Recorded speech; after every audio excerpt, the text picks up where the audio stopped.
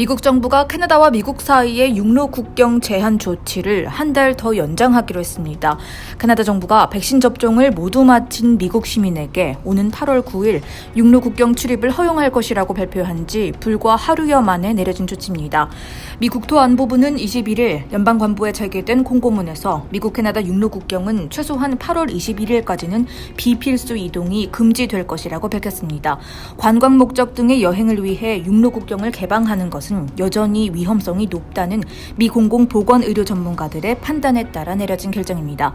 미국 국토안보부는 미국 내에서와 전 세계적으로 코로나19가 지속적으로 확산하는 것을 감안할 때 미국과 캐나다 사이에 존재하는 확산의 위험이 자국민의 생명이나 국익에 지속적인 위협이 된다고 판단했다며 이같이 설명했습니다. 한편 캐나다 정부는 하루 전날인 지난 20일 백신 접종을 완료한 미국 시민권자와 영주권자에 대해 내달 9일 오전 12시 1분부로 격리 없이 비필수 육로 통행을 허용한다고 공표한 상태입니다.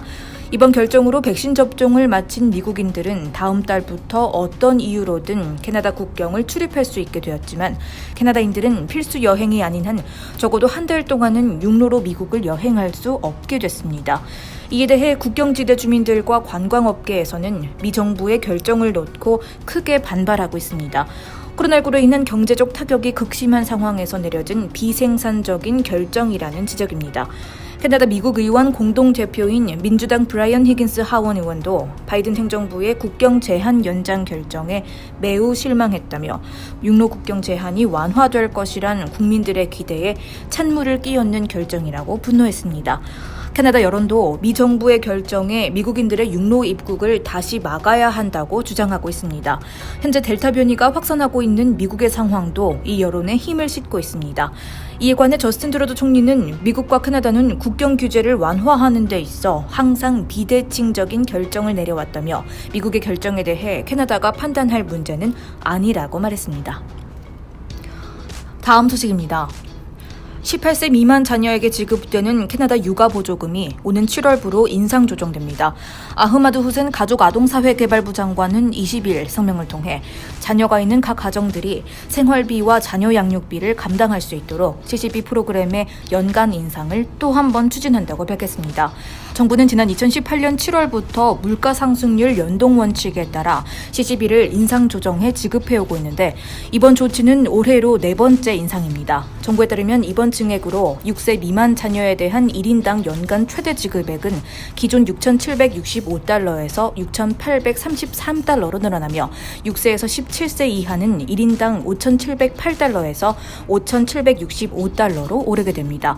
정부는 이외 실제 지급 액수는 한부모 가정 여부나 자녀 수 또는 가계소득 액수에 따라 달라질 수 있다고 설명했습니다. 또한 성명에 따르면 CCB는 프로그램이 처음 도입되었던 5년 전보다 자녀 한 명당 기준 350달러 이상 늘어났습니다. 다만 올해의 경우는 CCB 프로그램이 물가 상승률과 연동된 이후 가장 낮은 연간 증가율을 보였습니다. 이번 인상액은 캐나다의 물가 상승률 수치에 따라 전년 대비 1% 상승하는 데 그친 것으로 보여집니다. 자녀 1인당 한 달에 약 5달러 수준입니다. 전문가들은 낮은 물가 상승률에 대해 코로나19 대유행에 따른 경제 성장의 둔화를 요인으로 꼽았습니다. 이와 관련해 연방정부는 코로나19 기간 동안 생계 지원이 필요한 위기 가정을 돕기 위한 방안으로 캐나다 영유아 보조금 지원 프로그램은 계속해서 시행하고 있다고 덧붙였습니다. 다음 소식입니다. 지난달 기록적인 폭염으로 수백 명이 사망한 캐나다 서부 지역이 이번엔 산불로 몸살을 앓고 있습니다. 수백 개 산불이 동시다발적으로 발생하며 이미 축구장 420만 개 면적의 대지가 불탔습니다. 진화에 어려움을 겪던 당국은 결국 BC주 전역에 비상사태를 선포했습니다. 마이크 파너스 BC주 공공안전부 장관은 주 전역을 휩쓰는 산불이 위험한 수준에 이르렀다며 20일 비상사태를 선포했습니다. 마이크 파너스 장관은 이날 기자회견에서 향후 며칠간 날씨가 악화돼 산불 진화에 어려움이 커질 것으로 보인다며 이번 비상사태 조치로 주정부는 산불에 공격적으로 대처할 수 있게 됐다고 밝혔습니다. 현재 BC주에서는 남부 지역을 중심으로 297개의 산불이 발생해 진화 작업이 진행 중입니다. 이달 초 100여 건 수준이었던 산불이 지난 2주 만에 3배 가까이 불어났습니다. BC주 산불 현황판에 따르면 지난 이틀 사이에만 9건의 산불이 추가로 발생하는 등 확산세가 잡히지 않는 모양새입니다. 주 소방당국은 올여름에만 1145건의 산불이 발생해 3,000제곱킬로미터의 대지가 불탔다고 밝혔습니다.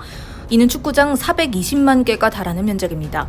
불길이 바람을 타고 민가로 확산하면서 주 전역에서는 대피 명령이 40회나 발령됐고 이로 인해 5,700여 명이 집을 떠나 피신했습니다.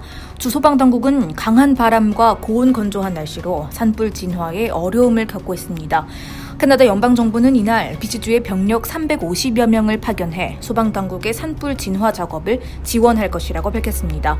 BC주를 휩쓰는 산불은 지난달 말 시작됐습니다. 캐나다 서부 지역이 연일 40도 이상의 고온을 기록하며 84년 만에 종전 캐나다 최고 기온 기록을 갈아치웠는데 이달 초 BC주에서 발생한 100여 건의 산불 중 86건이 지난달 29일에서 30일 이틀 사이 집중적으로 발생했습니다.